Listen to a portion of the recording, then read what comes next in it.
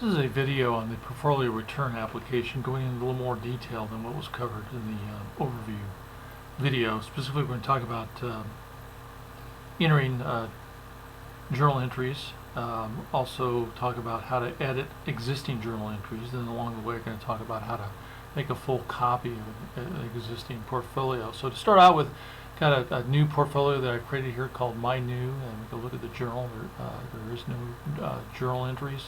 So come over here in this workspace area underneath the add section of the update journal worksheet. I'm going to go into any one of these rows, and I want to go into row 15, but I could go into any one of them. And I'm going to go ahead and enter a transaction here, dating historical transaction for Apple, and I'm going to go ahead and select buy, and then a price of, let's say, $200 for 10 shares. Now to commit that to my portfolio, I need to hit add up here. But I want to go back and talk about the type here that was entered in. If you were to start off with a new stock in your portfolio, and the first transaction you enter for would be sell, and try to hit add, it would come back with an error and saying it's not added. And it's because the first transaction for a new stock that's new to the portfolio must be a buy. Short selling is disabled by default in this portfolio return app, so you always have to start off with a buy. Now you could do a buy and then enter a sell that for the exact number of shares that you just bought, and then come back and enter other transactions, or then a sell immediately after that. But you could end up with erroneous rates of return being calculated. So I wouldn't just negate a buy with an immediate sell and follow it up with a sell just to get around this limitation. It's a check that's made to try to encourage you to always do a buy first, and then any additional buys or sells until you're down to 0 shares. So I'm going to go ahead and change this back to buy. And before I hit add, I want to point out that buy or sell are really the only two transaction types that impact the number of shares. A buy adds shares and a sell subtracts shares. Since this video was recorded, 2 additional types, contribution and distribution, have been added, along with their companion types, retraction and reversal. Type contribution is like a buy in that shares are added. It is used to explicitly identify shares transferred to the portfolio from an external source. Typically, a contribution is cash transferred from a bank account. Type distribution is like a sell in that shares are subtracted. It is used to explicitly identify shares transferred from the portfolio to an external source. Typically, a distribution is cash transferred to a bank account. The advantage of using types contribution and distribution over buy and sell is the total cash transferred in and out of the portfolio is explicitly shown on the View Portfolio worksheet. Namely here, contributions, distributions, and then the net contributions is contributions minus distributions, and then when it's subtracted from the current price of the portfolio, you can see what the current dollar gain or loss of the portfolio. Reversal is used to explicitly negate distributions by adding shares. Retraction is used to explicitly negate contributions by subtracting shares. Okay, back to the original video. All other words that you would either select from the drop-down or type in yourself do not impact the number of shares. They are assumed to be a cash inflow generated by the stock itself. So again, if I were to pick a dividend or whatever, and as it relates to a ticker, we'll get into that in a second. I'm going to go ahead and hit buy and select add. See here, it did take that transaction, and if you've watched the overview video, you know that in order to see any updating that you've done, you've got to come back to the View Portfolio worksheet and reselect your portfolio. So we go out here now, we see that that buy is sitting, and now there is 10 shares of Apple associated with this portfolio. Next one I want to clear, and then again, I can go any row I want to, and I'm going to say maybe later on, let's say about a month later, same ticker, Apple, I receive a dividend. Again, I can select it or type it in or call it whatever I want, but I receive a cash inflow. Now the question is, do I put it per share or do I put it as a lump sum? Well, preference is you enter it as a lump sum. So let's say you receive like $50 total dividend. What do you put in for number of shares? Leave it blank. Now you could have put in, let's say, $5 for 10 and then 10 shares. But all the portfolio return app is going to do is it's going to multiply those two together, and then what you're going to get recorded over here in the journal is the lump sum of $50. So that's why it's preferred you just put in $50. But I'm going to go ahead and do it this way, just so you can see that it does do that math for you. And now I go back and reselect the portfolio, and then go look at the view journal, and you see that, yeah, it's a lump sum dividend, $50, and it didn't impact the number of shares owned or part of the portfolio. It's still 10 shares. It's received $50 as it relates to the share of Apple. So the preferred way that you should have entered this is this 50 and with no shares. So that's kind of a brief overview of how you would do some data entry with new transactions.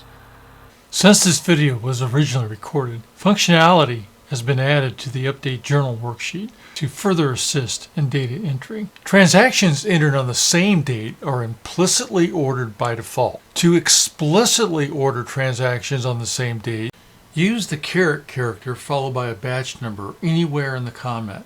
A best practice is to place the batch number at the beginning of the comment and follow it with a blank to separate the batch number from the rest of the comment. Comments that do not contain a batch number are assigned batch number 0. Transactions on the same date are first ordered by batch number in ascending order. Comment transactions on the same date are then ordered by num shares in descending order. Watch the reserved tickers video for a detailed discussion on the use of num shares to order comment journal entries. To demonstrate explicitly ordering, I'm starting with a portfolio that has 2 transactions on the same date. Next, I'm going to add several transactions that include comment transactions on the same date without using batch number. Once the portfolio is refreshed, notice comment transactions have been ordered by num shares in descending order. Finally, I'm going to add many transactions on the same date using different batch numbers. Once the portfolio is refreshed, notice transactions on the same date have been grouped by batch number.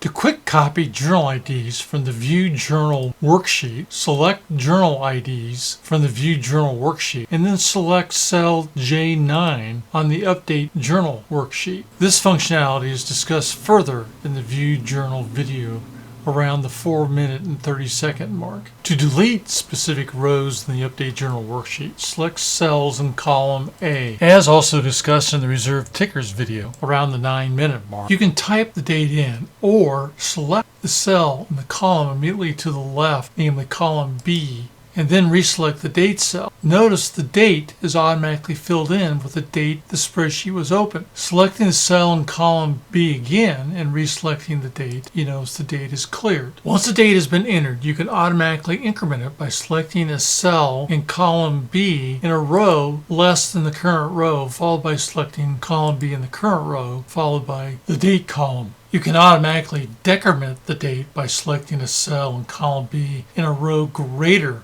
than the current row. Automatically filling the date is referred to as Basic Data Entry Assistance. When using Basic Data Entry Assistance, it is easy to accidentally select column A and clear a row when the cursor is currently in column B. Added prevention of accidentally clearing a row can be enabled by using cell A37 in the Manage worksheet. It is disabled by default. When enabled, only when column B is currently selected, you must intentionally clear a row. With the cursor in column B, hold the keyboard Shift key down. Then use the keyboard left arrow to select column A in the same row. Release the Shift key and use the left arrow again to select column A. To intentionally clear a row using the mouse, hold the mouse left button down while selecting column A in the same row. Then release the left mouse button and then click on column A by again using the left mouse button. Another way to delete a row using the mouse is to select a column further away from column B in the same row and then select column A. Expanded data entry assistance is activated when cell D4 in the Update Journal worksheet is non-blank. Watch the reserved tickers video around the 8-minute mark for more details on it. Selecting a tag name from cell H8 causes its most recent use to be searched for in the comment column in the View Journal worksheet. If found, the tag to the end of the comment is copied to the clipboard. Use Ctrl-V to copy the clipboard contents to a comment in the Update Journal worksheet. To optionally only copy the tag, set cell A34 in the Manage worksheet to exclude. Okay, back to the original video. Also want to quickly mention that when you're making an entry, there is validation done on each field that you enter. When you enter a date, is when you hit add, that's verified that a valid date has been entered and the date is equal to or previous to today's date. Ticker is checked to make sure it exists, and then it checks to see if price and number of shares are numeric. Make note, if entering a historical journal entry and the ticker no longer exists, typically because of an acquisition, you can suspend the checking for a valid ticker by changing cell F14 here on the Manage worksheet to Allow. After adding the journal entry, you should immediately return back to the Manage worksheet and set F14 back to Prevent. Well, what happens if I wanted to, maybe I made a mistake or I just want to delete a transaction? Well, once you enter and requery from the View portfolio, you'll see a journal ID. And if, let's say I want to get rid of this dividend transaction, so I would either just cut and paste it or remember it and type it in. Again, I can go to any row I want here under the delete section. Now hit delete, and comes back and says it successfully deleted that. With the transaction now deleted, I hit clear. If I were to attempt to delete the same transaction again, I would get an error. To no longer see it, which you don't initially, you have to come out here and reselect your portfolio. All right, before I get into how do you do updating of existing journal entries, I'm going to go ahead and delete this this last the only remaining transaction in the journal, namely 6480. I know I got to go through the trouble of and here, because there's no journal entries left related to this portfolio, it's asking if I just want to delete the portfolio, and I say no. Since this video was originally recorded, point-in-time rollback functionality has been added. A user can enter a specific date time in cell F2. If F2 is blank, the date when the spreadsheet was opened is used. When rollback is selected in cell F1, all add and delete activity greater than or equal to the rollback date time are undone. The rollback date time is the date the user entered journal entries, not the date shown for each journal entry in the journal. To demonstrate the use of rollback, I'm going to enter these new transactions here on the date the spreadsheet was opened, January 6, 2026. So I add these 4 journal entries at the same time. After refreshing the folio, notice the journal entries have been added. Each new entry has a different date in the journal, but all were entered on the same date. Now I'm going to roll back all add and delete activity after January 6, 2026 at 12:30 p.m. by entering that date time in cell F2. Next, I select cell F1. You can see here it asks me if I'm sure I want to do that. I say yes. And it says, are you really sure? Because rollback is irreversible. I say, yes, I really want to do it. And you can go back here and see that rollback was successful. After refreshing the portfolio, you see in the View Journal worksheet the journal entries entered after January 6th, 2026 at 12:30 p.m. have been removed. Okay, back to the original video. I'm going to come back and pick a different portfolio now. I'm going to pick this one called Susan. It's a portfolio that has a few transactions in it. But let's say I wanted to duplicate this portfolio. Well, once the portfolio is retrieved, you can see here it's got a total of 21 transactions in it. I'm going to go over here to Update Journal. I can do a copy operation, which will go out to the View Journal. And if you want to maybe only grab the buys or whatever you want to do, it'll take everything that's visible on the View Journal worksheet and copy them over to the Update Journal. I'm going to go ahead and have everything viewed. So when I hit copy, it says here you want to only copy specific journal entries related to the shown journal IDs. You notice I don't have any journal IDs identified. But if you said no, then I'll go ahead and assume you want to copy all the visible transactions. So I say no, and you can see here it moved them all 21 over to the Update Journal. And now I'm going to go back to View Portfolio. I'm going to change my portfolio to this My New. And remember, we cleared out My New, so it has no current transactions in it. And when I go look at View Journal, it'll show no transactions at all. So now I want to come over here to Update Journal, and you notice that through that reselecting a different portfolio, it didn't do anything to the Update Journal worksheet. This is the workspace areas are still intact, but this has the previous portfolio information. I'm going to go ahead and clear because I don't the journal IDs because they relate to the previous portfolio. And now I'm just going to hit add, and it will come down and it'll add all the journal entries that it initially got from the previous portfolio. And by doing this, you essentially made a copy. Now again, there's nothing showing until you reselect, but now if I reselect my new portfolio, I will see an exact duplicate of the Susan portfolio, but now it's all those transactions are now in My New portfolio with new transaction IDs. All right, let's do a little updating of existing. Let's say that for some reason I feel like all the dividend related transactions have some problems. So I'm going to go ahead and clear these out now that I'm done with those. But I'm going to go ahead and hit copy and say no again. But notice here it only brings in the visible because I've got I had filtered on just dividends, but it only brought the dividends over. And you notice here that if I want to delete them, I can delete just those dividend related transactions. But let's say that I look at these and really the only one that I feel like I want to change is maybe this one. I really meant instead of 3960, as I look at my brokerage account, let's say, and I realize, oh, that's where the mistake is. That should have been 4120. Well, what you would want to do is clear off everything else and focus in on that one transaction. And then you can see here the transaction relates to 6496. So to update it, you would need to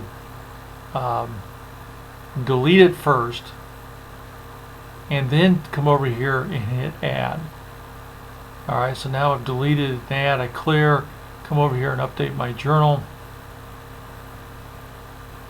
And now I should see, instead of a dividend of 39, I think it was 40, I will see that one transaction updated. It hasn't actually been updated. The old transaction has been deleted and replaced with a new transaction. But when I go look at all the dividends over here and look for that, there it is. But it used to be different. Now we changed it to 4120. So that's generally the idea of how you kind of replace an existing journal with new information. Alright, so that's all we wanted to cover in this video. So the main how do you do individual inserting of new records, and then updating, and then in order to get ready to show how you do replacing of existing journal entries. I showed you how to make a copy of an existing portfolio. Alright, thanks for watching.